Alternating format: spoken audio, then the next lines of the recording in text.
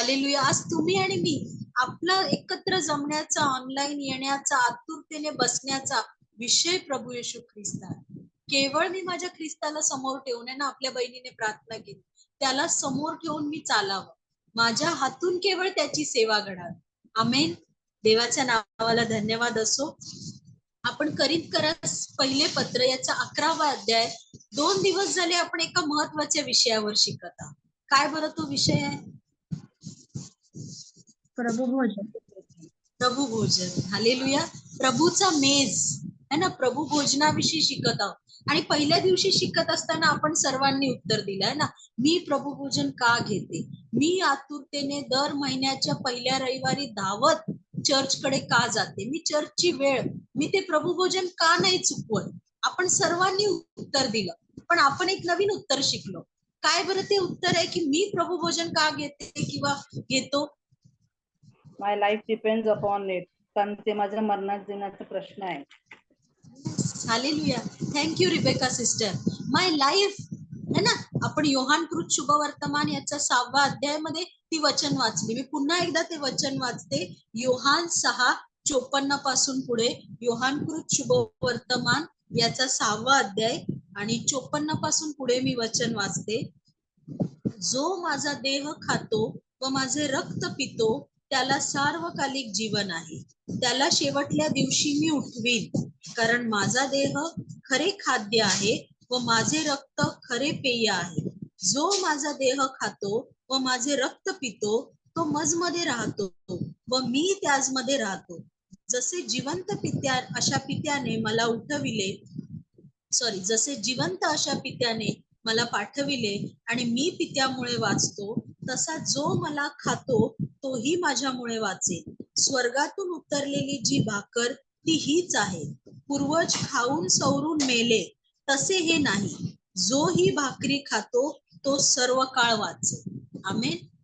जो ही भाकरी म्हणजे ही स्वर्गातून उतरलेली भाकर काय आहे, जी आपण दर महिन्याच्या पहिल्या रविवारी घेतो. स्वर्गात प्रभू येशू ख्रिस्ताचं शरीर आणि त्याचं रक्त.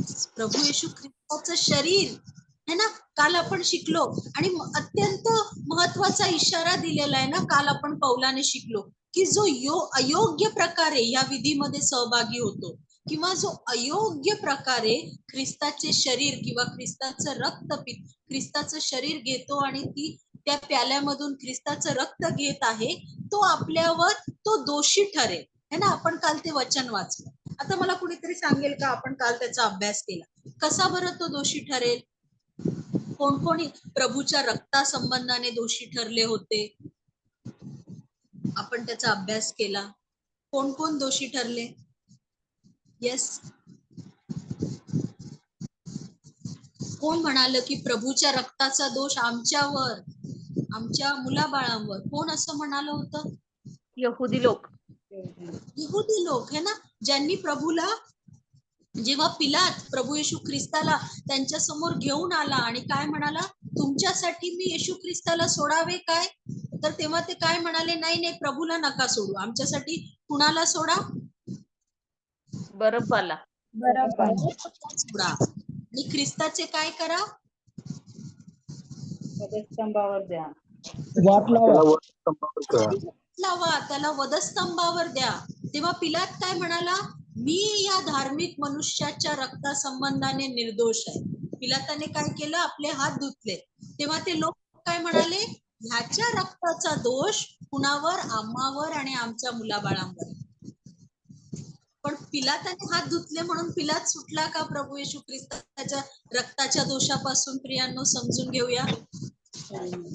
ज्यांनी है ना, जेव्हा पेत्र उभा राहिला पवित्र आत्मा मिळाल्यानंतर पेंटेकॉस्टच्या दिवशी, तेव्हा पेत्र काय म्हणतो, तुम्ही सर्व हो यरूशलेम निवासियांनो, शास्त्री, परुषी, याजक, यहुदी, तुम्हा सर्वांवर हा दोष आहे. तुम्ही सर्वांनी ख्रिस्ताला धरून परराष्ट्रीयांच्या है ना रोमी साम्राज्याच्या स्वाधीन केलं. कशासाठी? प्रभूला वधस्तंभावर देण्यासाठी.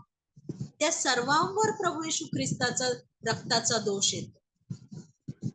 आपणही त्याच्या रक्ताचे दोषी आहोत, कारण प्रभू येशू ख्रिस्त तुमच्या माझ्या पापांसाठी त्याचं रक्त सांडलं गेलं. पण तरीही आपण त्या दोषापासून केव्हा सुटतो प्रियांनो? जेव्हा आपण त्याच्या शरीरातून खातो, त्याच्या रक्तातून पितो, जेव्हा आपण त्या ख्रिस्तावर विश्वास ठेवतो की तो माझ्या पापांसाठी मेला गेला, जो आपल्या दोष पदरी घेईल तो त्या दोषातून सुटेल. हालेलुया. जर आपण पश्चाताप करून आत्मनिरीक्षण करून त्या विधीमध्ये सहभागी होतो. आत्मनिरीक्षणाचे देखील आपण 3 पायऱ्या शिकलो. काय बरं शिकलो? आत्मनिरीक्षण करताना आपण काय करतो ना, प्रभूच्या मेजामध्ये सहभागी होत असताना आपल्याला आवाहन केलं जातं की मंडळीने आत्मपरीक्षण करावं. तेव्हा आपण काय करतो आणि काय आपल्या केलं? पापांची आठवण करतो, आपण केलेल्या पापांची आठवण करतो. येस, आपल्या डोळ्यासमोरून आपण केलेल्या सर्व चुका अपराधांची पापांची आठवण होते आणि त्यासाठी आपण काय करतो? देवाकडे पश्चाताप करतो, क्षमा मागतो. आता आपण नव्याने काय बरं शिकलो? आत्मपरीक्षण करताना काय काय करावं, काय काय शिकलो?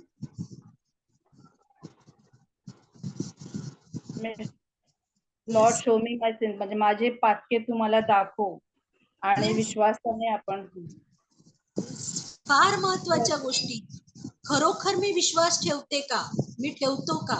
मी प्रभू येशू ख्रिस्तावर, त्याच्या शरीरावर, त्याच्या रक्तावर, प्रभूच्या मेजावर, प्रभू येशू ख्रिस्ताच्या मरणावर, त्याच्या पुनरुत्थानावर, त्याच्या परत येण्यावर मी विश्वास ठेवतो का? मी विश्वास ठेवते का? आणि प्रभूला विनवणी करतो का? प्रभू माझ्यामध्ये राहतो का? दुसरी गोष्ट, मी प्रभूमध्ये राहतो का? प्रभू माझ्यामध्ये राहतो का? आणि तिसरी गोष्ट, प्रभूला विनवणी करण्याची. कारण कुठल्याही मनुष्याला आपल्या चुका दिसत नाही, आपले दोष कुणाला दिसतात? प्रभूकडे विनवणी करायची. प्रभू, तू माझे दोष, अपराध, माझ्या चुका अपराधांची मला जाणीव करून दे, ते दाखव, आणि त्याची क्षमा मागणं. हे आत्मपरीक्षण आहे. आता आत्मपरीक्षण करून झाल्यानंतर आपण प्रभूच्या मेजामध्ये कशा प्रकारे सहभागी होण्यास सांगितले? जो अयोग्य प्रकारे नाही तर योग्य प्रकारे. जर अयोग्य प्रकारे सहभागी होतो तर आपणावर दोष ओढला जातो. आता पुढच्या वचनामध्ये काय लिहिलंय आपण वाचूया. येस, 28व वचन वाचा. 28 आणि 29. म्हणून माणसाने आत्मपरीक्षण करावे आणि मग त्या भाकरीतून खावे व त्या प्याल्यातून प्यावे. 29 पण वाचा. कारण ज्या शरीराचे मर्म ओळखल्याशिवाय जो खातो व पितो तो खाण्याने व पिण्याने आपणावर दंड ओढवून घेतो. आमेन. आता पहिल्याने आपण काय वाचलं? जो अयोग्य प्रकारे त्या विधीमध्ये सहभागी होतो, जो अयोग्य प्रकारे भाकर खातो किंवा प्याला पितो, तो दोषी ठरतो. पण आता वचनामध्ये काय लिहिलंय? 29व्या वचनामध्ये, जो त्या शरीराचे मर्म न ओळखता किंवा त्या शरीराला न अनुलक्षून जो खातो किंवा पितो, तो खाण्याने आणि पिण्याने काय ओढवतो आपल्यावर? काय ओढवून घेतो? दंड ओढून दंड ओढवून घेतो. है ना, गंभीर गोष्ट आहे प्रियांनो. ज्याला प्रभूच्या शरीराचं मर्म कळालेलं नाहीये तो आपणावर दंड ओढून घेतो. आता प्रभूच्या शरीराचं मर्म काय आहे ते आपण समजून घेऊया. मी विनंती करेन, पहिल्याने इब्री लोकास पत्र याचा 10वा अध्याय 5 आणि 6 वचन वाचा. इब्री 10, 5 आणि 6.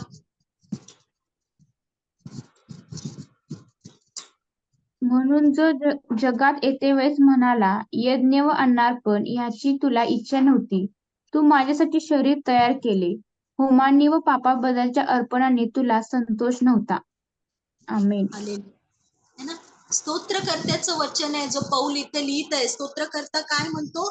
यज्ञ, पशु व अन्नार्पण यांची तुला इच्छा नाही, तू माझ्यासाठी शरीर तयार केले आहे. होमांनी व पापाबद्दलच्या अर्पणांनी तुला संतोष झाला नाही. है ना, स्तोत्रसंहिता 40 याचं स्तोत्रसंहिता 40 याचं 6वं वचन वाचा. काय लिहिलंय? स्तोत्रसंहिता 40:6.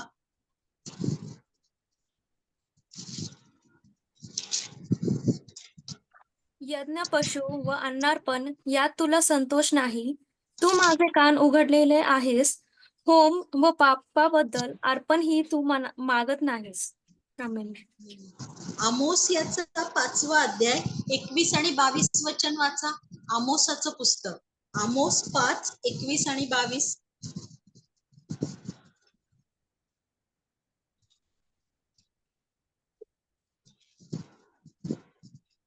योएल नंतर आमोस 5. तुमच्या उत्सवाचा मला तिटकारा आहे, मी ते तुच्छ मानितो.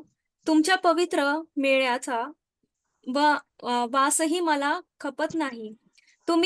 तुम्ही मला होम व अन्नार्पणे अर्पिली, तरी त्यात मला काही संतोष नाही. तुमच्या पुष्ट पशूंच्या शांतर्पणाकडे मी डुंकून पाहणार नाही. आमेन. कोण म्हणतं असं? कोण म्हणत आहे इस्रायलाला की तुमच्या उत्सवांचा मला तिटकारा आहे, तुम्ही मला होम अन्नार्पणे अर्पिली तर मला त्यात काही संतोष नाही. इब्री लोकांस पत्रामध्ये आपण ते वचन वाचलं, यज्ञ पशु व अन्नार्पण यांची इच्छा नाही. कुणाला इच्छा नाही? परमेश्वरा Yes. परमेश्वर, पण परमेश्वरानेच विधी लावून दिले होते ना प्रियानो. यज्ञार्पणे, शांतार्पणे, अन्नार्पणे, उत्सव हे सर्व विधी परमेश्वरानेच लावून दिले होते. मग इस्रायल लोक जे करत आहेत त्याचा परमेश्वराला तिटकारा का बरं येत आहे? कारण इस्रायल लोकांनी परमेश्वराच्या आज्ञा आणि नियम पाळले नव्हते. त्याला त्या गोष्टीचा राग आला होता. त्यामुळे परमेश्वर विचारतो, तुम्ही हे करता हे माझ्यासाठी करता का? है ना. आपण जखर्यामध्ये ते वचन वाचले. प्रभू त्यांना विचारतो, तुम्ही शोक करता, रुदन करता, जे उत्सव करता, तुम्ही परमेश्वरासाठी जी अर्पणे आणता ती परमेश्वराने आज्ञा पिल्याप्रमाणे परमेश्वराच्या इच्छेप्रमाणे करता का? म्हणून आता परमेश्वर काय म्हणत आहे, तुमचे यज्ञ पशु, तुम्ही आणलेले होम बली यांच्यात मला संतोष नाही, मला मी त्यांच्याकडे पाहावयाचा नाही. पण स्तोत्रकर्त्यामध्ये परमेश्वराने एक अभिवचन दिलं होतं. पवित्र आत्म्याच्या प्रेरणेने स्तोत्रकर्ता काय लिहितो? पुन्हा एकदा स्तोत्रसंहिता 40, 6 ते 8 वचन वाचा. स्तोत्रसंहिता 40, 6 ते 8.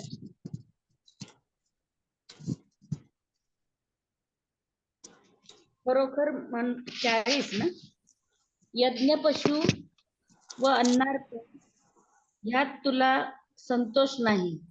तू माझे कान उघडिले आहेस. होम व पापाबद्दल अर्पण ही तू मागत नाहीस.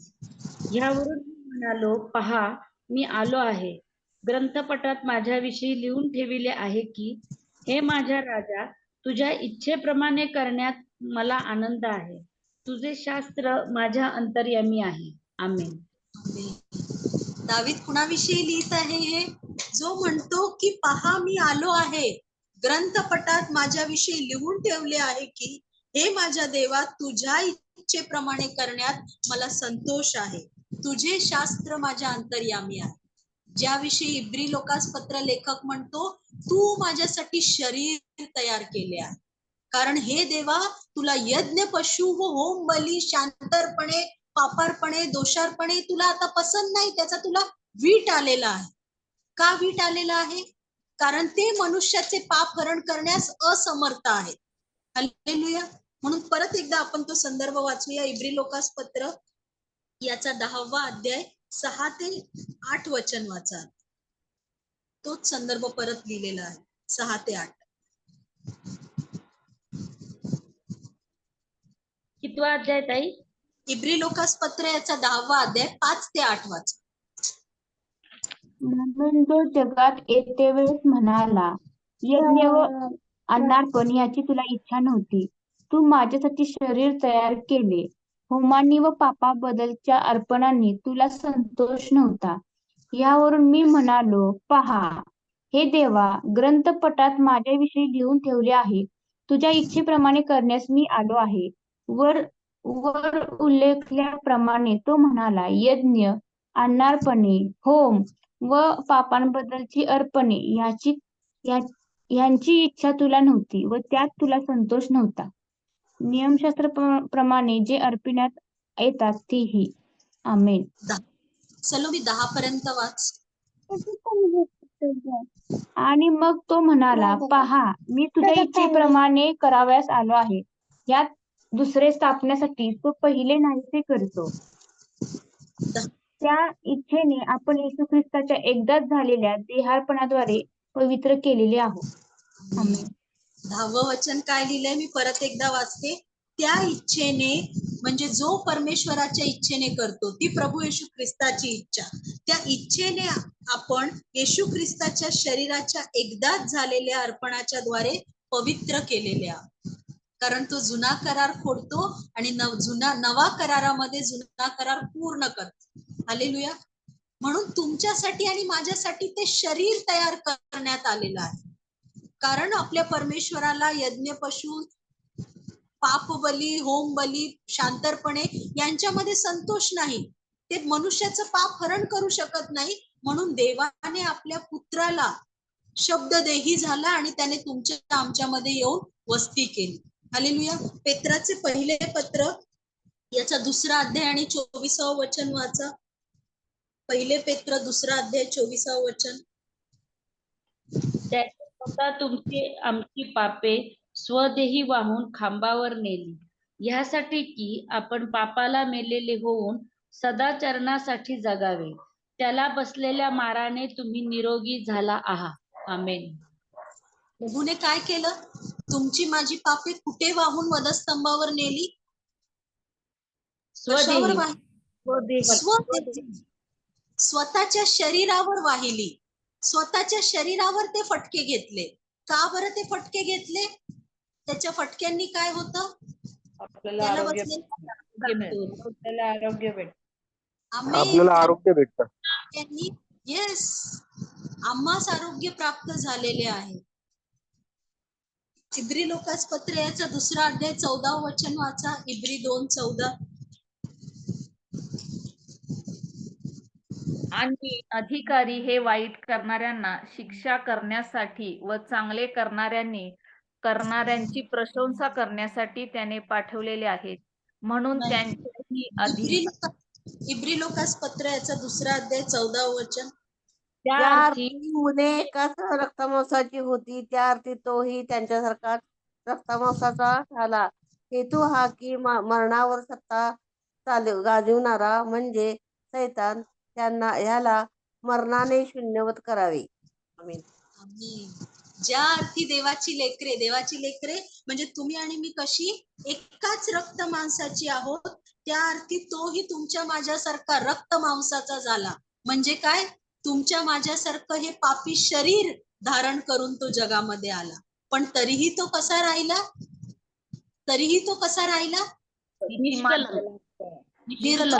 निष्कलंक, नीतिमान राहिला. आणि काय केलं? मरण सोसलं. कशासाठी? की जे मरण तुमच्या माझ्यावर धनीपण चालवत आहे, त्या मरणाची नांगी मोडावी, त्या पापाची सत्ता मोडून काढावी. म्हणून तो प्रभू येशू ख्रिस्त तुमच्या माझ्यासारखा देहामध्ये शब्द पूर्ण देव असतानाही तो काय झाला? पूर्ण मनुष्य झाला. कशाच्या द्वारे पूर्ण मनुष्य झाला? जेव्हा त्याने मनुष्याचं शरीर धारण केलं. म्हणून जो कोणी त्या शरीराचे मर्म न ओळखता, कळलं प्रियानो? ख्रिस्ताच्या शरीराचं मर्म काय आहे? काय आहे ख्रिस्ताच्या शरीराचं मर्म? काय आहे? कळलं आता तुम्हाला?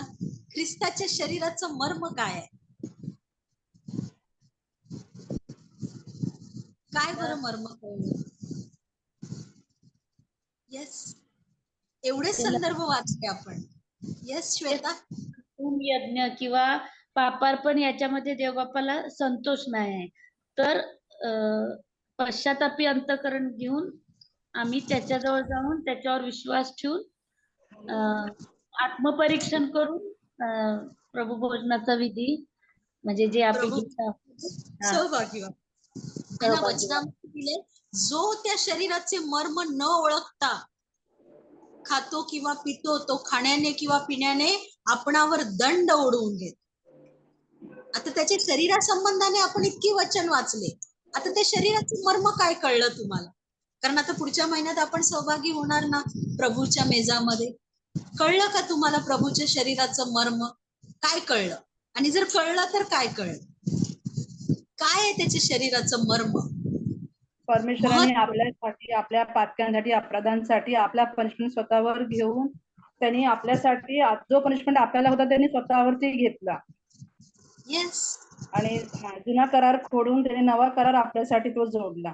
आणि जो परमेश्वरच्या इच्छेने करतो, इच्छेने जे का करतो त्या सगळ्या गोष्टी परमेश्वराने आपला एकुलता एक मुलगा आपल्यासाठी दिला. त्यांनी मरणाची मुलगी मोडली. सर्व आपणाला माहिती आहे. आपण अगदी त्याच्यावर निबंध लिहू, पण त्याच्या शरीराचं मर्म काय, काय कळलं तुम्हाला? माझ्या प्रभूचं शरीर जे मी खात आहे त्या शरीराचं मर्म काय आहे? मर्म कळलं? आम्हाला करून देणं, सार्वकालिक जीवन देणं आम्हाला. येस, लक्षात घेऊया प्रियांनो, हे शरीर माझ्यासाठी निर्माण झालं, हे शरीर माझ्यासाठी मोडलं गेलं आणि हे शरीर माझ्यासाठी उठवलं गेलं. आमेन. हे त्या शरीराचं मर्म आहे प्रियांनो. कळलं का? माझ्या प्रभूने जो देव असताना मनुष्याचं पापी देह त्याने धारण केला. कुणासाठी? जगासाठी नाही, माझ्यासाठी.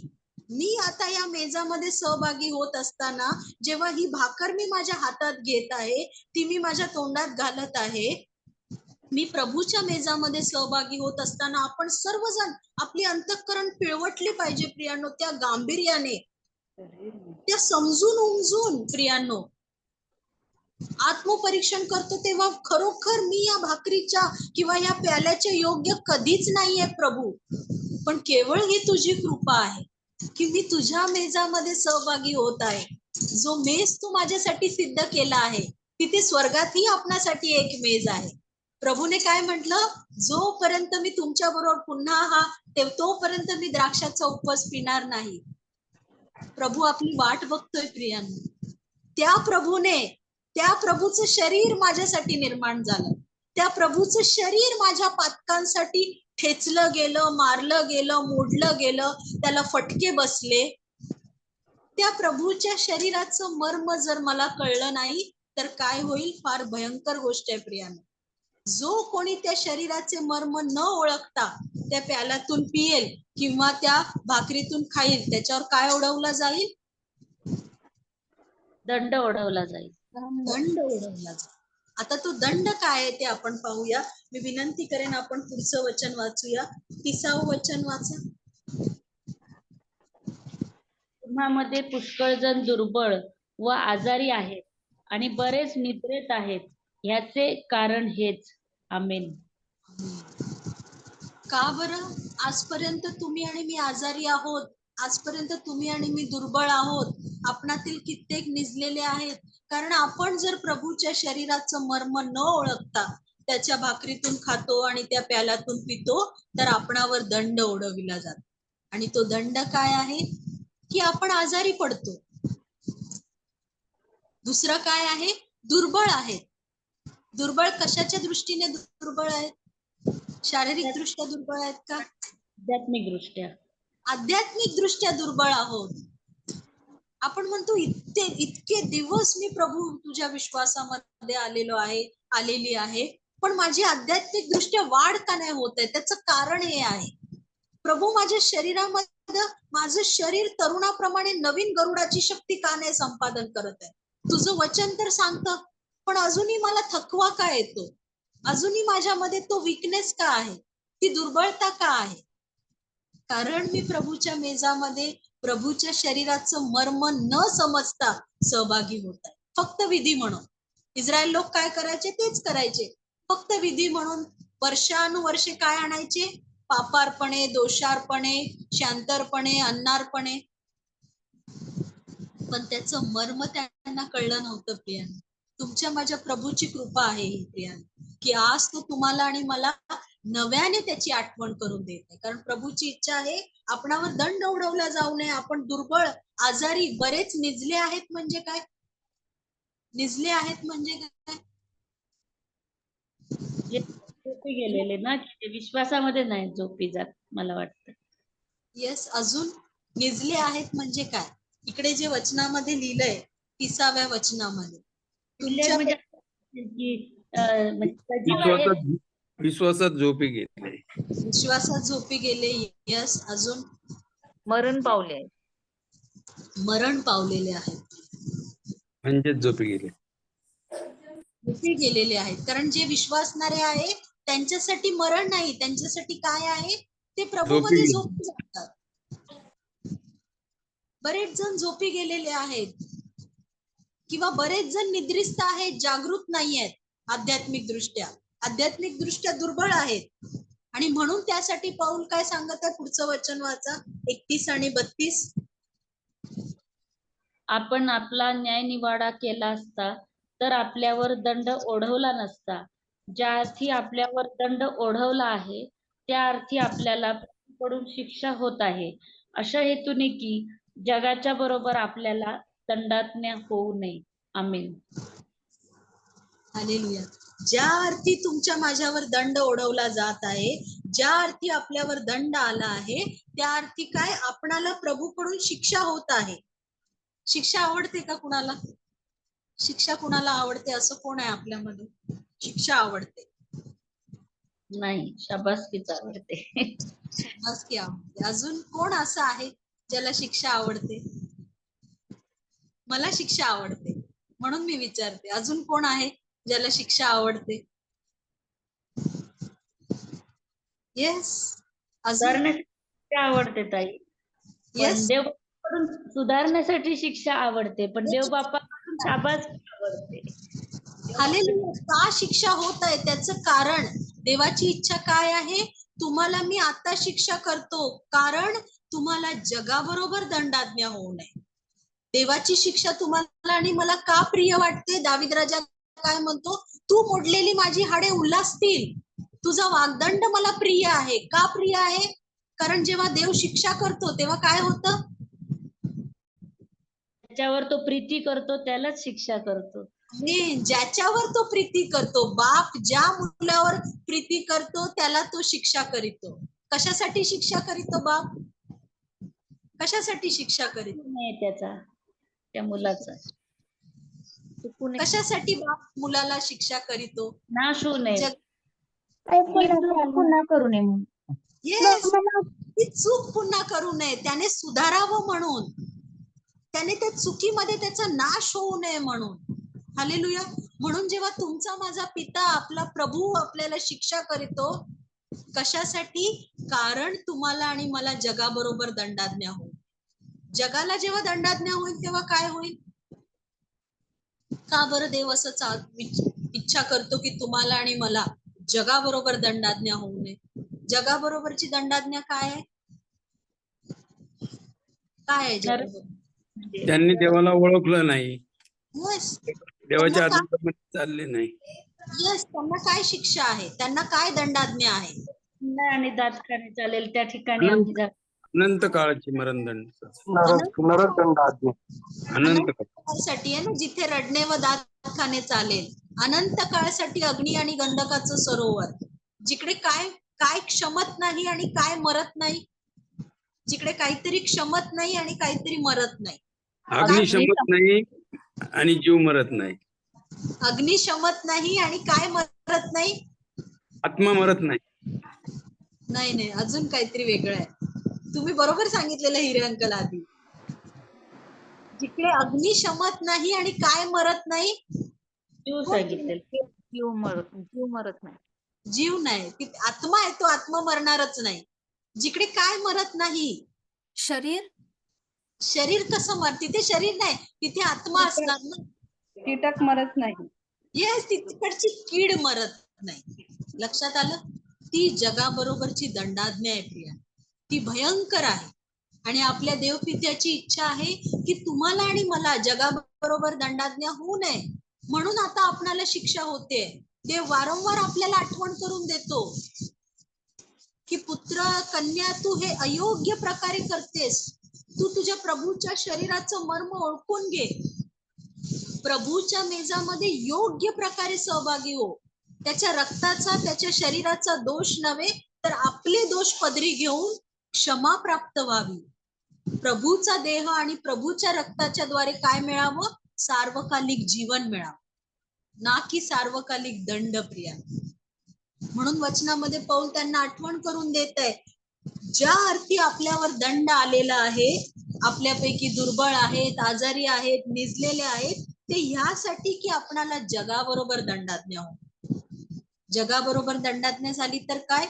प्रभूपासून दूर जाणे, नरकात जाणे, जिकडे अग्नी गंधकाचं सरोवर आहे, जिकडे रात्रंदिवस रडणे व दात खाणे चालेल, जिकडचा अग्नी शमत नाही, जिकडची कीड मरत नाही.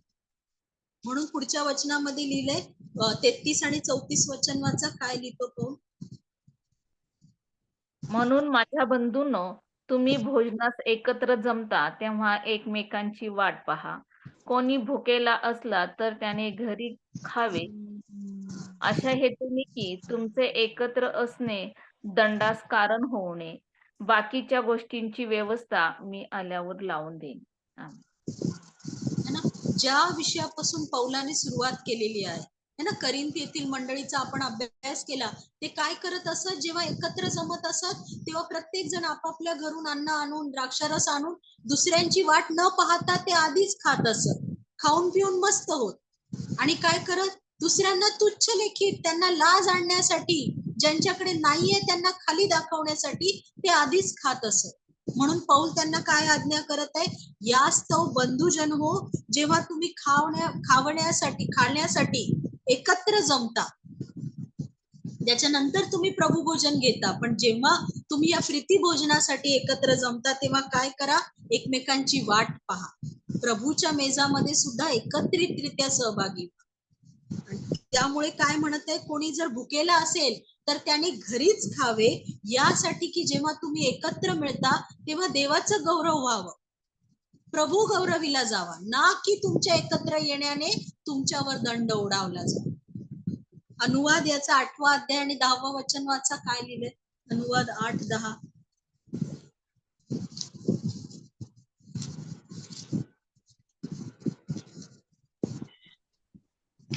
तू खाऊन पिऊन तृप्त होशील आणि तुझा देव परमेश्वर ह्याने तुला दिलेल्या उत्तम देशाबद्दल त्याचा धन्यवाद करशील. आमेन.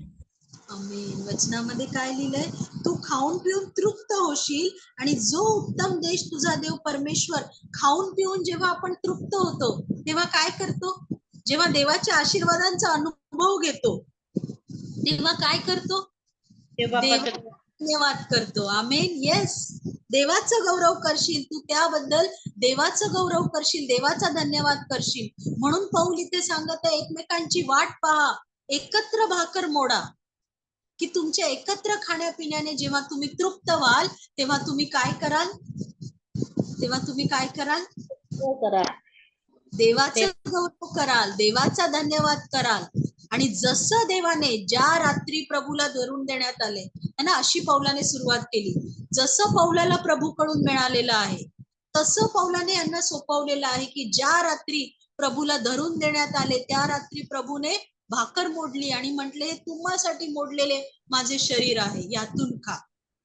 आणि ह्या प्याला माझ्या रक्तात झालेला नवा करार आहे. हालेलुया. काल आपण शिकलो ना, जुना कराराचं रक्त कुणावर शिंपडलं गेलं आणि कसं शिंपडलं गेलं. काल आपण त्याचा अभ्यास केला. वेदीवर आणि लोकांवर. येस, अर्ध रक्त वेदीवर आणि अर्ध रक्त लोकांवर. जेव्हा अर्पणे वाहिली गेली तेव्हा अर्ध रक्त कटोऱ्यात घेतलं गेलं, अर्ध रक्त वेदीवर शिंपडण्यात आलं, अर्ध रक्त जे कटोऱ्यात घेतलेलं होतं ते लोकांवर शिंपडण्यात आलं. आणि मोशे काय म्हणाला? हे जुन्या कराराचं रक्त आहे. जुना करार काय आहे? जुना करार काय होता? कुणी कुणाशी केला होता जुना करार? आता बायबल आपण किती वर्ष शिकतोय? देवाने नोआशी केलेलं होतं. देवाने इस्रायलाशी इस्रायलाशी केलेला. अगदी अब्राहमापासून देवाने तो जुना करार केलेला होता. कराराचा देव आहे तुमचा माझा देव, करार पाळणारा, पूर्ण करणारा, वचनाचा पक्का देव आहे. देवाने काय करार केला होता? तुम्ही माझे लोक व्हाल, माझी प्रजा व्हाल, मी तुमचा देव. जो करार देवाने अब्राहमाशी केला होता की तुझी संतती वाळूच्या कणा इतकी होईल आणि तुझ्याद्वारे राष्ट्रे आशीर्वादित होतील, तुझ्या संततीच्या द्वारे, तो प्रभू येशू ख्रिस्त. हालेलुया. आणि आता प्रभूने म्हटलं तो जुना करार नाही तर मी नवा करार करेन. का बरं देवाने जुना करार सोडून नवा करार केला? जुना करार कोणी बरं मोडला? येशू ख्रिस्त. ख्रिस्ताने. ख्रिस्ताने मोडला जुना करार. Yes. येशू जुना करार कोणी मोडला? आपण काल अभ्यास केला. जुना करार कोणी मोडला? देवाने करार दिल्याच थोड्या दिवसांनी मोडला. कुणी मोडला? इस्रायल लोकांनी मोडला. इस्रायल लोकांनी मोडला प्रिया. देवाने म्हटलं, जर तुम्ही माझ्या आज्ञा, माझे विधी पाळाल तर तुम्ही माझे लोक व्हाल, मी तुमचा देव होईल. आणि जेव्हा दगडी पाट्या घेण्यासाठी देवाच्या सानिध्यामध्ये मोशे 40 दिवस 40 रात्र सिनाई पर्वतावर गेला, तेव्हा खाली लोकांनी काय केलं? सोन्याचं वास्तू बनवलं. सोन्याचं वास्तू देवापासून फितुरी केली. म्हणाले, हेच आमचे देव ज्यांनी आम्हाला मिस्रातून बाहेर काढलं. लगेचच देवाला सोडलं ना. देवाचा करार मोडला प्रियानो. करार दोघांनीही पाळायचा असतो ना. करार एकानेच पाळून चालतं का? म्हणून देव म्हणाला, आता मी नवीन करार कर. मग नवा करार काय आहे? नवा करार काय? येशू ख्रिस्त. नवा कराराचा मध्यस्थ येशू ख्रिस्त आहे. नव्या कराराचं रक्त तुमच्या माझ्या प्रभू येशू ख्रिस्ताचं रक्त आहे. पण नवा करार काय हे तुम्हाला मला माहिती पाहिजे. नवा करार काय? येशू ख्रिस्ताच्या रक्तातच नवा करार आहे. येस, पण तो नवा करार काय आहे? जो येशू ख्रिस्तावर विश्वास ठेवतो त्याला सार्वकालिक जीवन प्राप्त होतं. येस. अजून चला परत एकदा तो संदर्भ वाचा. सगळ्यांनी लिहून ठेवा की नवा करार काय आहे. यिर्मया याचा 31वा अध्याय 31 ते 34 वचन वाचा परत एकदा. यिर्मया 31 ते 34. परमेश्वर म्हणतो, पहा, असे दिवस येत आहेत की त्यात इस्रायलाचे घराणे व यहूदाचे घराणे यांच्याबरोबर मी नवा करार करीन. परमेश्वर म्हणतो, मी त्यांच्या पूर्वजांचा हात धरून त्यास मिस्र देशातून बाहेर आणले तेव्हाच्या कराराप्रमाणे हा करार व्हावयाचा नाही. मी त्याचबरोबर विवाह केला तरी तो माझा करार त्यांनी मोडिला. तर परमेश्वर म्हणतो, त्या दिवसानंतर इस्रायलाच्या घराण्याबरोबर जो करार मी करीन तो हा. मी आपले धर्मशास्त्र त्यांच्या अंतर्यामी ठेवीन. मी ते त्यांच्या हृदयपटलावर लिहीन. मी त्यांचा देव होईन व ते माझे लोक होतील. परमेश्वर म्हणतो, यापुढे कोणी आपल्या शेजाऱ्यास, कोणी आपल्या बंधूस परमेश्वराला ओळखा असा बोध करणार नाही, कारण लहानापासून थोरापर्यंत ते सर्व मला ओळखतील. मी त्यांच्या अधर्माची क्षमा करीन, त्यांचे पाप मी यापुढे स्मरणार नाही. आमेन. हालेलुया. नवा करार कळला प्रियांनो? नवा करार. येस, नवा करार देवाने तुमच्या माझ्या हृदयावर आपल्या अंतर्यामी. हिरे साहेबांना काहीतरी प्रश्न. येस येस हिरे साहेब बोला.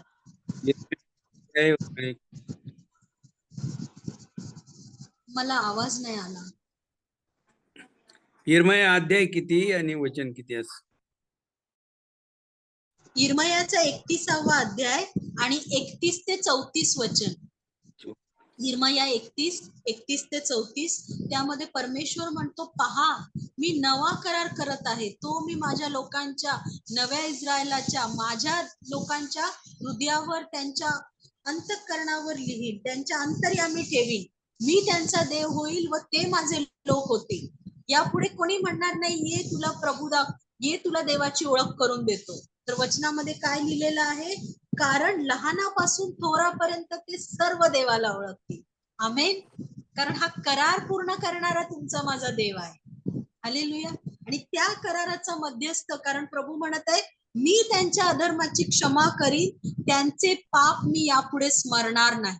हा करार तुमच्या माझ्या परमेश्वराने कुणाच्या द्वारे केलेला आहे? तो नव्या कराराचा मध्यस्थ तुमचा माझा प्रभू येशू ख्रिस्त, जो आपला प्रमुख याजक, जो स्वतःचे निर्दोष निष्कलंक रक्त घेऊन एकदाच त्या परमपवित्र स्थानामध्ये गेला आणि आपल्या पापांची पूर्ण खंडणी भरली. हालेलुया. हा नवा करार आहे प्रिया. आणि त्या नव्या कराराचे रक्त आपण घेतो आणि त्या भाकरीतून आणि त्या देहातून खातो. तेव्हा आपण काय करतो? प्रभूच्या मरणाची तो येईपर्यंत काय करतो? घोषणा करतो. घोषणा करतो. आमेन. हालेलुया. आपला 11वा अध्याय संपलेला आहे. जर कुणाला काही प्रश्न असतील तर नक्की विचारा, नाहीतर इथून पुढची वेळ आपले संचालक चालवतील. माझा सगळ्यांसाठी एक प्रश्न आहे, मी कालच लिहून ठेवला होता. कोणी उत्तर देऊ शकतात. प्रश्न असा आहे की काल आपल्या बहिणीने आपल्याला वचनातून शिकवलं की ख्रिस्ताच्या शरीराचं मर्म समजल्या वाचून जर आपण यापैकी कोणीही ते खातो किंवा पितो तर आपण आपल्यावर दंड ओढावून घेतो. तर माझा प्रश्न आहे की मग प्रभुभोजन घेतलंच नाही तर समजा जर खाण्याने किंवा पिण्याने दंड ओढवून घेण्याची भीती आहे तर मग त्या भीतीपोटी तुम्ही आणि मी जर प्रभुभोजन घेतलं नाही तर मग पुढे काय होईल, काय परिणाम होईल, काय वाटतं? आयुष्यभर प्रभुभोजन घेतलंच नाही तर चालेल का? आपण घोषणाच करू शकत नाही ना मग. आता आपण म्हटलं वैयक्तिकदृष्ट्या माझं काय नुकसान आहे मी जर आयुष्यभर प्रभुभोजन घेतलंच नाही? आपण त्याच्या संगती कधीच एक शरीर होणार नाही.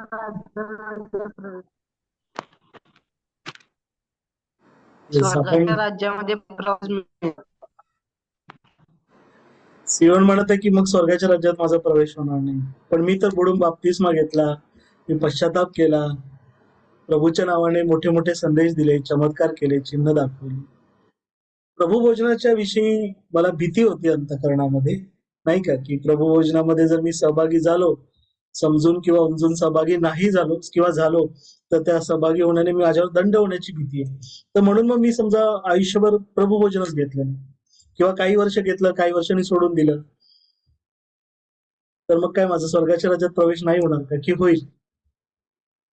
आपण आज्ञा मोडतो की परमेश्वराने आपल्याला आज्ञा दिली की माझ्या येण्यापर्यंत तुम्ही घोषणा करा, म्हणजे त्याचं शरीर आणि म्हणजे प्रभुभोजन आपण घ्यायला पाहिजे, ही त्यांनी आज्ञाच आपल्याला केली आहे. आणि आपण जर नाही घेतलं तर मग ती आपण आज्ञा मोडतो. Yes, hallelujah. मी आज्ञा मोडली, परंतु या आज्ञा मोडल्याने मग काही स्वर्गाच्या राज्यात प्रवेश मिळणार नाही का? मनाई होईल का? मला नाही वाटत आहे तसं.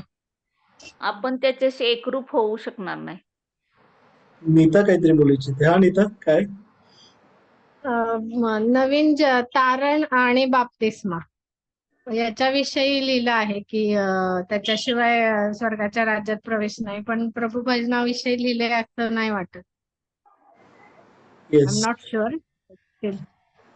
नाही, we will be sure. God spirit will make us sure. Neeta पण बरोबर म्हणते, मत्तईमध्ये प्रभू येशू ख्रिस्ताने स्वतः शिष्यांना सांगितलेलं आहे, जो विश्वास धरील त्याचं तारण होईल आणि बाप्तिस्मा घेईल त्याचं तारण होईल, आणि जो विश्वास धरीत नाही तो दंडास प्राप्त होईल, असं वचन आहे. मत्तई शुभवर्तमान शेवटला अध्याय जरूर वाचा. पुन्हा एकदा प्रश्न विचारतो. मला सगळं माहिती आहे, समजलं, उमजलं, परंतु काहीतरी भीती आहे. दंडाची भीती आहे. 1 कोरिन्थ 11 मध्ये लिहिलं, म्हणून मी काही वर्ष प्रभुभोजन घेतलं, काही वर्षांनी प्रभुभोजन घेतलं नाही. तर स्वर्गाच्या राज्यात प्रवेश मिळणार नाही का? कारण सियोन म्हणाला की मला नाही मिळणार प्रवेश. सीमा काहीतरी म्हणू इच्छिते. सीमा. प्रभुभोजनाचं मर्म किंवा प्रभुभोजनाचं आपल्या जीवनात महत्व हे आहे की प्रत्येक वेळी आपण ती आठवण ह्याच्यासाठी करतो कारण मला माझ्या पापांची जाणीव होते. कारण आपण प्रत्येक जण प्रत्येक दिवशी पाप करतो, पदोपदी पाप करतो आणि देवाच्या गौरवाला उणे पडतो. देवाने आपल्या पापांसाठी आपला एकुलता एक पुत्र दिला आहे, त्याची आपण आठवण करतो आणि जर आपण ते टाळतो तर आपण सोयीस्कररित्या कुठेतरी आपल्या पापांमध्ये आपण कम्फर्टेबल होऊन जातो. जसं की इयोब म्हणायचा की न जाणो माझ्या हातून पाप झालं म्हणून त्याने स्वतःला एक विधी लावून दिलेला. तसा प्रभुभोजनाचा हा एक विधी आहे की मला माझ्या पापांची जाणीव होते आणि जेव्हा मी त्या विधीसमोर जाते तेव्हा पुन्हा एकदा नव्याने मी देवाकडे माफी मागते, क्षमा मागते आणि हा स्वीकार करते की त्या देवाने जो एकुलता एक पुत्र दिला, जो निष्कलंक आणि निर्दोष होता, ते जो कोकऱ्याचं जे अर्पण झालं, जे अब्रामापासून इसाकाच्या अर्पणापासून ते सुनियोजित होतं आणि येशू देखील म्हणतो की वचनामध्ये आहे की त्याने स्वतःहून आपला प्राण देऊ दिला. त्यामुळे हा प्रभुभोजनाचा विधी ह्यासाठी स्मरण आहे. बस सीमा, कारण सॉरी जरा वेळ नाहीये, Sorry. पण मी पुन्हा एकदा प्रश्नाचं उत्तर विचारतोय, डायरेक्ट स्पष्ट उत्तर. मला स्वर्गाच्या मला राज्यात असं प्रवेश वाटतं मिळणार की नाही? कदाचित नाही, कारण मी सोयीस्कररित्या ओके माझ्या ओके सीमा, पापांना ठीक आहे ठीक विसरून आहे. जाते. येस, आपण अजून लोकांना संधी देऊया, वेळ थोडा कमी आहे. हालेलुया. सगळ्यांनी बोला प्रिय. माझंच उदाहरण घेतोय मी, केस स्टडीसाठी म्हणून माझंच उदाहरण वापरत आहे. संदेशला सगळेजण ओळखतात जवळपास, आहे की नाही? देवाच्या वचनावर बोलतो, आहे की नाही? हालेलुया. पण विश्वासी आहे, विश्वास धरणारा मनुष्य आहे, बाप्तिस्मा सुद्धा घेतलेला आहे, देवाबरोबर नवा करार केलेला आहे, आपल्या पापाची जाणीव आहे, क्षमा मागितलेली आहे, पश्चाताप केलेला आहे, प्रभूजीच्या नावाने संदेश दिलेले आहे. आपण हो नाही वोटिंग घेऊया. किती जण हो म्हणतायत त्यांनी सांगा. हा, किती जण संदेशचा स्वर्गात प्रवेश होईल असं किती जणांना वाटतं? हो. साहेब मी एक बोलू का? हा, हो किंवा नाही आहे राऊत साहेब. वेळ थोडा कमी आहे म्हणून हेच की जर आपण जर पश्चाताप करतोय की बाबा मला वेळ भेटत नाही म्हणून मी प्रभू भोजनामध्ये सहभागी होऊ शकत नाही व काय, त्यासाठी जर नाही मी पश्चाताप कारण असेल सांगतोय ना स्पष्ट, मी कारण तुम्हाला सांगतोय. मी मगाशीच कारण बोललो, मी प्रभुभोजनात सहभागी होय. यासाठी होत नाही कारण मला दंडाची भीती आहे. की मी चुकून जर प्रभुभोजनात सहभागी झालो, चुकून माझ्यावर दंड आहे आणि त्या दंडाच्या भीतीमुळे मी प्रभुभोजनात सहभागी होत नाही. काही वर्ष होत होतो, आता सहभागी होत नाही. तर माझा स्वर्गात प्रवेश होईल का? हो बोलणारे किती जण आहेत? होईल. शर्मिला होईल, मॅडम, होईल. नीता म्हणते होईल. फक्त मी माझं नाव घेतलं म्हणून बोलू नका. जयश्री आंटी बोलतात होईल, नीता नानी बोलतात होईल. 4 जण झाले. अजून कोण आहेत हो म्हणणारे? ठीक आहे, नाही माझ्या होणार. स्वर्गाच्या राज्यात प्रवेश होणार. स्तवन काय म्हणतो? हो म्हणतोय का? नाही स्तवन असं कसं? चला, नाही वाल्यांची वोटिंग सुरू करूया. स्तवन पासूनच सुरू झाली. 1 वोट मिळाला नाही. माझ्या स्वर्गाच्या राज्यात प्रवेश होणार नाही असं किती जणांना वाटतं? सर नाही म्हणून. नाही होणार. हिरे सीमा नाही बोलते. हिरे साहेब नाही. तर सियोनने आधीच वोट दिलेला आहे. हालेलुया. कोथंबिरे सर नाही म्हणत आहेत. 5 झाले. अजून बोला प्रिया, घाबरू नका. नाही. नाही. दीदी, श्वेता, अनिता वहिनी 5, 3, 8 झाले. नाही. विद्याताई पण नाही म्हणत आहे. नावं लिहून ठेवतोय मी कोण कोण बोललंय. रिबेका सिस्टर काय म्हणाले? रिबेका सिस्टर नाही. 10. हालेलुया. येस. आता निश्चित सांगता येत नाही असं किती जण म्हणत आहेत? चला, सोपा पर्याय नाही का? निश्चित सांगता येत नाही. होईल की नाही आम्हाला माहिती नाही असं कोण म्हणू इच्छित आहे? कोणी आहे? निश्चित सांगता येत नाही. मला वाटतं मगाशी कोणीतरी म्हणाले होते आपल्यापैकीच की आम्ही निश्चित नाही सांगू शकत. कदाचित होईल, कदाचित नाही होणार. कोणी आहे आपल्यापैकी? निश्चित सांगता येत नाही. ठीक आहे, मला वाटतं कोणीच नाहीये. हालेलुया.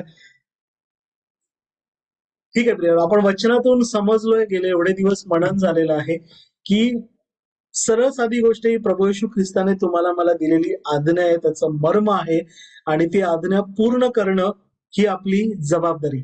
आपण एकच वचन वाचूया आणि मग थांबूया. आपण मी विनंती करतो पुन्हा एकदा योहान 6:53 कोणीतरी वाचा. योहान 6:53. ज्यांना सापडेल त्यांनी वाचा. आपण थांबूया. योहान 6:53. ह्यावरून येशू त्यांना म्हणाला, मी तुम्हाला खचित सांगतो, तुम्ही मनुष्याच्या पुत्राचा देह खाल्ला नाही व त्याचे रक्त प्याला नाही तर तुमच्यामध्ये जीवन नाही. आमेन. प्रभू म्हणत आहे खचित सांगतो. आपण अभ्यास केलेला आहे. टेल यू ट्रुली खचित एम्फसाइज केलेलं आहे. कारण जर हे केलं नाही, हे विधान अगदी ज्याला आपण म्हणतो ना त्रिकालाबाधित सत्य, तसं सत्य प्रभूने सांगितलेलं आहे की तुम्ही आणि मी जर आपण मनुष्याच्या पुत्राचा ख्रिस्ताचा देह खाल्ला नाही, त्याचं रक्त प्याला नाही तर आपणामध्ये जीवन नाही, आपणामध्ये ख्रिस्त नाही. आणि जर आपल्यामध्ये ख्रिस्त नाही तर मग आपण ख्रिस्ताचे नाही आणि मग आपण ख्रिस्ताबरोबर राहू पण शकणार नाही. अगदी सरळ साधा सोप्पा नियम आहे प्रियानो. लक्षात घ्या, दुष्ट वचनामध्ये बोलवण्याचा प्रयत्न करतो. मी नेताचे आभार मानतो की तिने तो संदर्भ सांगितला, कारण दुष्ट बरेचदा ना एक वचन घेऊन आपल्याकडे येतो, बघ या वचनामध्ये असं लिहिलेलं आहे, तू एवढं कर म्हणजे तुझं स्वर्गामध्ये तू बाप्तिस्मा घेतलास ना, बस झाला विषय, संपला विषय, आता तुला बाकी काही करण्याची गरज नाही. जा तुझ्या जीवा, खा पी आनंद कर, तुझ्या इच्छेप्रमाणे वाग, कारण तू बाप्तिस्मा घेतला, बुडण्याचा करार केलास, नवी उत्पत्ती झालेला आहेस. बाप्तिस्मा काय, त्याच्या पलीकडे तू दृढीकरण घेतलेलं आहेस, तुझ्या चर्चमध्ये परमनंट मेंबरशिप मिळालेली आहे. बस आता घरी थांब, चर्चला जाऊ नको, तुझ्या स्वर्गात सीट पक्की आहे. बघ वचनामध्ये लिहिलेलं आहे. नको जाऊस, बस घरी. काय ते प्रभू भोजनामध्ये भाग घेण्याची? दुष्ट आपल्या कानाला लागतो. पण आपण वचन, सर्वांगीण वचनाचा अभ्यास करणं, आपण पवित्र शास्त्र अभ्यास यासाठी करतोय. कारण दुष्ट जेव्हा आपल्याला फसवतो तेव्हा आपल्याला वचनाद्वारेच फसवतो. आपण अरण्यातल्या येशूच्या परीक्षेचा अभ्यास केलाय. मी मुद्दामून तुमचे 10 मिनिटं घेतली प्रिय. येणाऱ्या युगामध्ये, येणाऱ्या काळामध्ये तुम्हाला मला असं कोणी फसवू नये म्हणून आपण सावध राहूया. ही ख्रिस्ताने दिलेली आज्ञा आणि त्या आज्ञेद्वारे ख्रिस्ताने स्पष्ट परिमाण लावलेले की जो कोणी हे करत नाही त्याच्यामध्ये जीवन नाही. आणि जर त्याच्यामध्ये जीवन नाही, पुढे वचनामध्ये लिहिलेलं आहे, जो माझा देह खातो, माझे रक्त पितो, त्याला सार्वकालिक जीवन प्राप्त झाले आहे. होणार आहे असं नाही प्रियानो, झालंय. हालेलुया. आणि पुढे लिहिलेलं आहे, आणि मीच त्याला शेवटल्या दिवशी उठवीन. पुढे वचनामध्ये लिहिलेलं आहे, आपण अभ्यास केला, कारण माझा देह खरे रक्त, खरे पेय आहे. जसे जिवंत पित्याने मला पाठवले, जसा पित्यामुळे मी जगतो, तसा जो मला खातो तोही माझ्यामुळे जगेल. आणि जर खात नाही तो मृत आहे. जरी नवी उत्पत्ती झाला ख्रिस्तामध्ये, तरी जर तो ख्रिस्ताचे शरीर आणि ख्रिस्ताचं रक्त यामध्ये सहभागी होत नाहीये, तर त्याच्यामध्ये जीवन नाही. आणि जर जीवन नाही तर ख्रिस्त नाही. आणि जर ख्रिस्त नाही तर सार्वकालिक जीवनही नाही. सर्व शून्य प्रिय. सगळं केलं, संदेश दिला, वचनावर बोलले, बाप्तिस्मा घेतला, विश्वास ठेवला, पण ख्रिस्ताची आज्ञा पूर्ण केली नाही. आपण जुन्या करारात अभ्यास केलाय, जो एका पापसंबंधाने दोषी तो संपूर्ण नियमशास्त्र संबंधाने दोषी ठरत असतो. नव्या कराराचे आपण म्हणू शकतो प्रजा आहोत, इस्रायल आहोत, पण ख्रिस्ताची आज्ञा जर आपण पूर्ण करत नाही, एक आज्ञा पूर्ण करत नाही, तर सर्व करारा संबंधाने आपण दोषी आहे. आपण सावध राहूया. मी मुद्दामून क्षमा करा, थोडं जास्त वेळ घेतला, पण एक फार गंभीर गोष्ट आहे. कारण बऱ्याच मंडळांमध्ये घडत आहे, दुष्टाचे अडखळणे आहेत. विशेष करून मी पाश्चात्य देशामध्ये सुद्धा पाहिलेले. प्रभू भोजन या विधीमध्ये सहभागी होण्यासाठी लोकांच्या अंतःकरणामध्ये भरपूर अडखळणं आहे. विशेष करून तरुण लेकरांमध्ये आणि मुलींमध्ये मी पाहिलेले. कित्येक वर्ष जातात, जॉब करतात, सगळं करतात, चर्चला येतात, चर्चला जातात, चुकून मागून कधीतरी, पण प्रभू भोजनामध्ये सहभागी होण्यासाठी फार अनुत्साह आहे त्यांच्यामध्ये. म्हणू शकतो की त्याचं गांभीर्य नाही. आपल्याला देवाची कृपा मिळाली, वचन मिळाले, आपण ते गांभीर्य समजूया आणि इतरांना सांगूया. कुणाला अडखळणारे आपण होऊ नये यासाठी सावध राहा. खाली मी इकडे थांबतो. जर सतीश किंवा सुजाता दिदी यांना काही बोलायचं असेल तर संधी घ्या. विचारू शंका? हा, विचारा ना मॅडम. येशू ख्रिस्ताला वधस्तंभावर दिलं गेलं की नाही, त्यावेळेला तो चोर होता ना, तो तेव्हा विश्वास ठेवून म्हणतो ना, तू जेव्हा राजाधिकाराने तुझ्या येशील तेव्हा माझी आठवण ठेव. म्हणजे त्याने विश्वास ठेवला आणि त्यावेळेला त्याला उत्तर दिलं. त्यानं तर कधीच म्हणजे काहीच केलं नव्हतं ना. मग तू आज माझ्या बरोबर सुख लोकात असशील म्हणून सांगितलं गेलं त्याला. मग त्यांनी थँक्यू शर्मिला मॅडम. येस, चोराविषयी चला सगळ्यांनी, उद्या रविवार आहे म्हणून आपण थोडंसं आगळीक करूया, 5 मिनिटं जास्त घेऊया. कारण हा बिचारा चोर आहे ना, ह्याची आठवण बरेच जण चुकीच्या कारणासाठी घेतात. पण मी आभार मानतो शर्मिला मॅडमचे की चोराचा विषय निघाला. कारण त्या चोराने, मी आधी सांगतो त्याची, बाप्तिस्मा घेतला नाही, ठीक आहे ना, चर्चला कधी गेला नाही चोर, दशांश कधी दिला नाही, प्रभू भोजन कधी घेतलं नाही, हालेलुया, बायबल स्टडी मध्ये कधी बसला नाही, प्रभूसाठी उपकार स्तुती गीत कधी गायलं नाही, आणि तो प्रभू बरोबर सुखलोकात गेला. मग तुम्ही आणि मी या गोष्टी करण्याचं अगत्य आहे का? की चोराप्रमाणे फक्त आपल्या मरणाच्या शेवटच्या क्षणी बोलायचं, प्रभू तू राजाधिकाराने येशील तेव्हा माझी आठवण ठेव, आणि प्रभूला म्हणायचं, प्रभू त्या चोराला तू सुखलोकात घेऊन गेलास, मग परमेश्वरा मला पण घेऊन जा, नाहीतर परमेश्वरा तू अन्यायी आहेस. काय वाटतं प्रिय? मी माझंच उदाहरण पुन्हा एकदा देतो. चोराबरोबर मी माझीच तुलना करतोय. एका बाजूला चोर आहे आणि एका बाजूला संदेश आहे. मी देवाला म्हणतोय, देवा आयुष्यभर मी काय करणार नाही, मी माझ्या मनाने वागणार.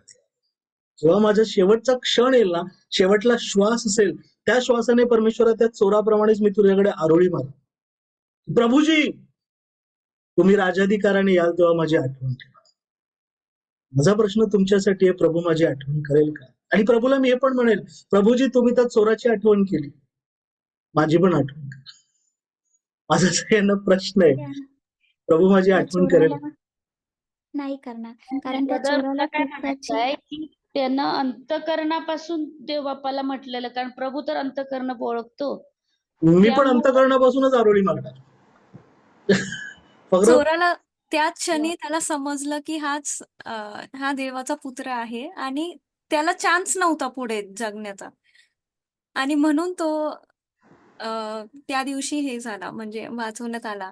पण आपल्याला परमेश्वराचं वचन माहितीये आणि जेव्हापासून आपल्याला माहितीये तिथून पुढे आपण त्याच्या आज्ञेचं पालन करणं योग्य म्हणजे गरजेचं आहे. हालेलुया. थँक्यू. श्वेता सिस्टर यांनी फार महत्वाचा मुद्दा सांगितला. ख्रिस्त स्वतः आहे ना, तर तिथे बाप्तिस्मा घ्यायची हेच आली नाही ना, स्वतः ख्रिस्तच आहे ना.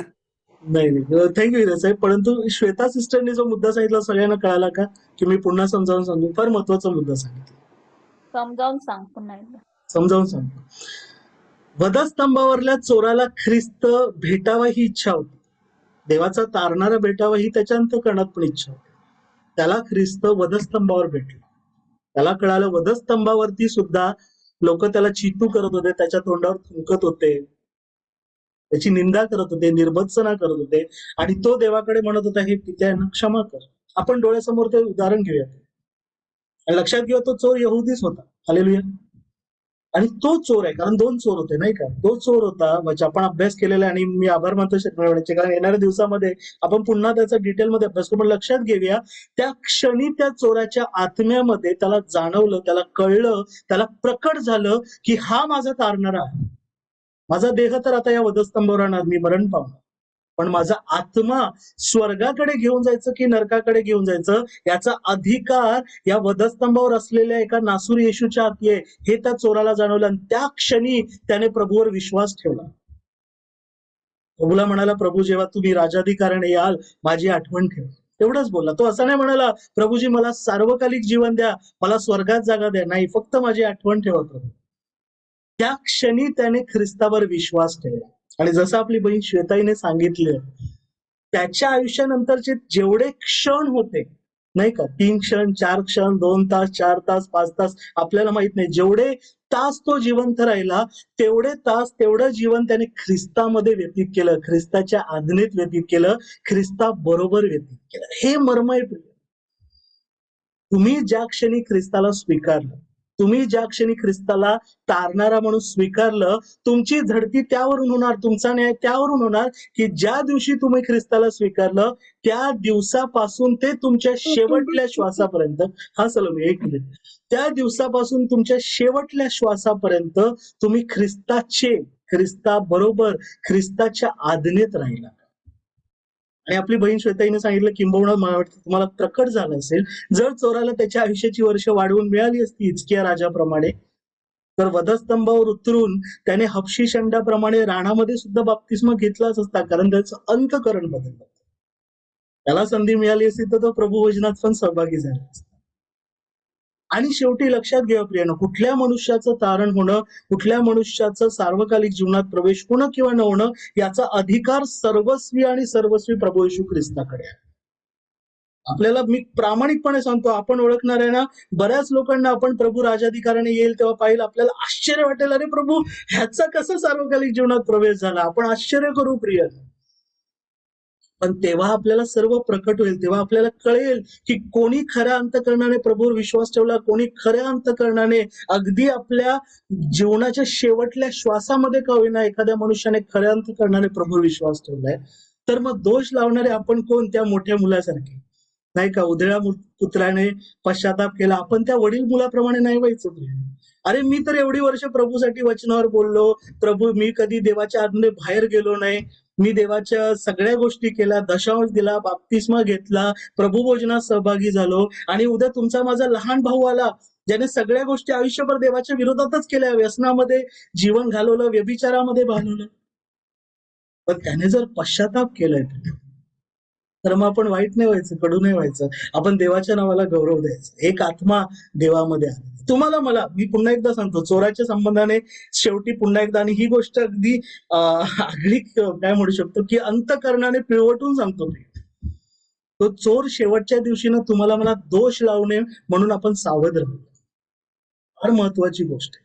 जेवढे क्षण या जगामध्ये आहेत आपण ख्रिस्ताच्या आणि ख्रिस्ताच्या आज्ञेत जगणं महत्वाचं आहे. हा विषय थोडा मोठा आहे. जर तुमची इच्छा असेल तर उद्या पण बोलू. पण थांबण्याआधी मी सलोमीला आणि नीता या दोघींना 1-1 मिनिट देऊ इच्छितो. पहिलं सलोमी बोलेल आणि मग नीता. सलोमी. नाही, अर्पितने माईक ऑन केलेला, मला काय नाही बोलायचं. अच्छा, ठीक आहे. मग नीता बोलेल आणि मग आपण थांबूया. नीता. दादा, आमच्या मंडळीमध्ये एक आंटी आहेत. त्यांचं जरा वेगळं, ते सॅल्वेशन आर्मी म्हणून त्या अशा आहेत. आणि त्या प्रभुभोजन कधीच घेत नाहीत, कारण त्यांचं असं म्हणणं आहे की आपली पात्रता नाही प्रभुभोजन घ्यायची. जसं सांगितलंय की तुम्ही तुमचं स्वतःचं आत्मपरीक्षण करा आणि मग त्यात सहभागी व्हा. आणि जर तुम्ही ते चुकीच्या पद्धतीने घ्याल तर तुम्ही स्वतःवरती शाप उडवून घेता. तर अशा व्यक्तींना आपण काय समजावू शकतो का? कारण त्या धार्मिक आहेत, वचनामध्ये वाढतात किंवा आज्ञापालन करण्याचा प्रयत्न देखील करतात, पण ही एक गोष्ट आहे की म्हणजे त्या सहभागीच होत नाही. आणि त्यांच्यासाठी दुसरं प्रार्थना करायची नीता. प्रार्थना करायची. एकदा त्यांना समजावून सांगायचं वचनातून आणि मग त्यांच्यासाठी प्रार्थना करायचं. आणि सगळ्यात सोपं आणि साधं उदाहरण मी आपल्या गटाचं देतो. आपल्या पवित्र शास्त्र अभ्यास प्रार्थना गटामध्ये बरेच जण आहेत ज्यांनी अजून, मी स्पष्ट बोलतो, बुडण्याचा करार परमेश्वराबरोबर केलेलाच नाही. आपण त्यांच्यावर चर्चा करतो. आपल्याला माहिती आहे आपल्या गटातले सगळेजण विश्वास, सगळेजण देवावर प्रीती करणारे आहेत, प्रभूच्या आज्ञा पाळणारे आहेत. हालेलुया. पण अजूनही बऱ्याच जणांच्या जीवनात अडचण आहे की त्यांनी बुडण्याचा करार ख्रिस्ताबरोबर केलेला नाहीये, देवाबरोबर केलेला नाहीये. आपण काय करतो नीता? तेच त्यांच्याबरोबर करायचं. आपण त्यांच्यासाठी प्रार्थना करतो. तू पण त्यांच्यासाठी प्रार्थना कर. मला त्या आंटीचं नाव पाठवून मी पण त्यांच्यासाठी प्रार्थना. आपण इकडे थांबूया. आणि अजूनही कुणाला शंका असतील तर आपण उद्या थोडासा वेळ विशेष